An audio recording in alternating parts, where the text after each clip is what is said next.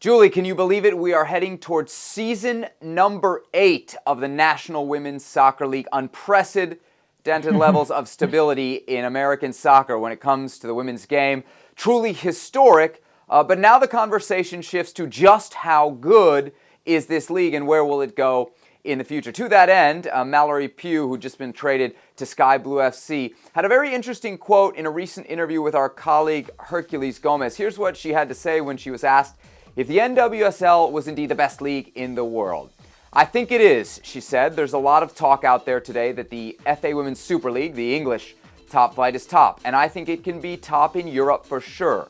But NWSL, it's a grind, and it's tough."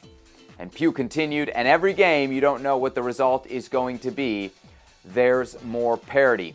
Julie, do you agree with Mallory Pugh? Is the NWSL the best women's soccer league in the world? I do, because of that last sentence. There's more parity, that last line. And that's everything. I mean, it's every game. French league, you have a few good teams, but it's not every game. The English Premier League, as you were talking about, the Super League for the women, good teams, but not every game. It doesn't have the depth I think the NWSL does. But that is going to be the challenge going forward as more big clubs, as we've seen, Manchester United getting into the game, Real Madrid and Spain getting into the game in the last 5 years, Juventus, Man City. I mean, you go down the list. All these big clubs now starting to fund women's programs, and so it's definitely changing the environment for women's pro soccer, which is a great thing. If the NWSL is currently the best women's league in the world, how does it stay that way? Because I got to be honest, when I see one of the players who I believe to be one of the best in the world, Sam Kerr, leaving the league for Chelsea, the league that Mallory Pugh says is the most competitive right there with the NWSL, to me, that's a sign of worry if I'm a fan of the league. The best players are leaving.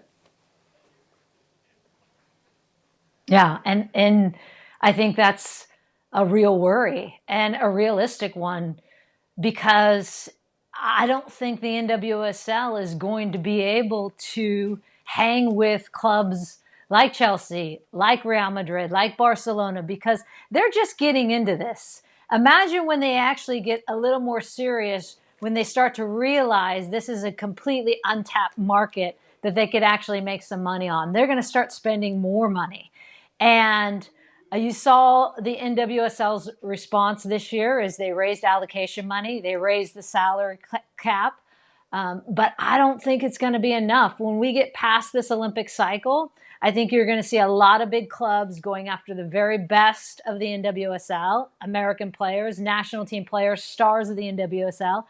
And I think it's going to go to what the market bears. And I think they're going to pay more in Europe. And I think the NWSL is going to get a hit. You can see them trying to make that jump early right now to compensate for that. But I don't think it's going to be enough.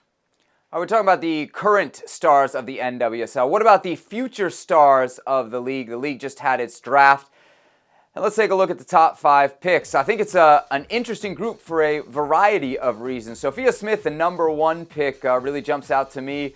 A player that got called into a senior national team camp while still in the college game, something frankly you don't see a lot of. I can't help but notice her college, Stanford. So, Julie, for those who don't know what Smith brings to the table, what kind of player is this? Well, we've seen what she can do at the youth national team level, but we haven't seen really the full Sophia Smith yet, even at the collegiate level. Because remember, just rewind 1 year to her freshman year, halfway through the season, she broke her ankle. And so Paul Ratcliffe, the coach at Stanford, said it took her a lot of the year, even her sophomore year, to get back to full form. When we did see the potential of a Sophia Smith, if anyone saw the semifinal and final at the College Cup, you saw what she can do. She can run at players. She's great on the dribble. She's good in front of goal. She's a finisher. She had 17 goals, 9 assists for Stanford this year. So this is a player with a ton of upside that's just getting back to form. But I still think it was a huge surprise that she made this leap as only a sophomore in college. Yeah, you mentioned that, Julie. She wasn't the only underclassman to come out early. What do you make of that trend? I don't like it.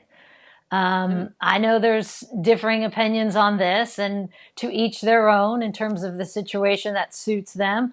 But I have never been a fan of players leaving early from the college games. And yes, there needs to be some adjustment to the college game in terms of possibly splitting seasons between fall and spring, playing one game a week rather than jamming in the two so they could actually train and develop the team more. But I think it's too early. I think it's too early for Sophia Smith, as just a sophomore who just got back, as we were saying, to form, to make that leap.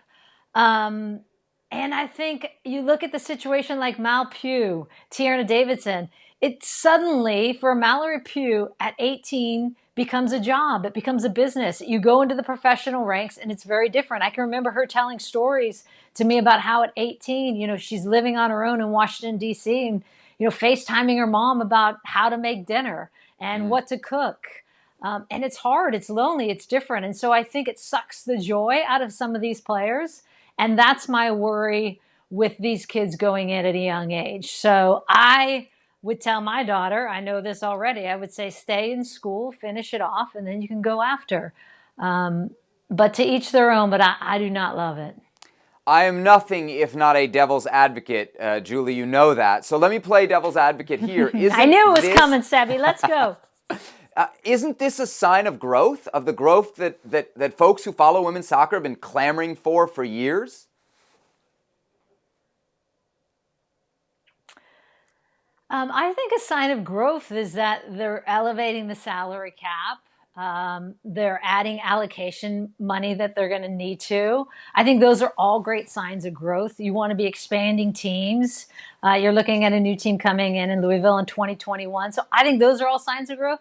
I'm not sure we should be encouraging our kids to step away from college where there's still, I think, development. I disagree with a lot of people who say they're not developing in college. It obviously depends on what college you're going to.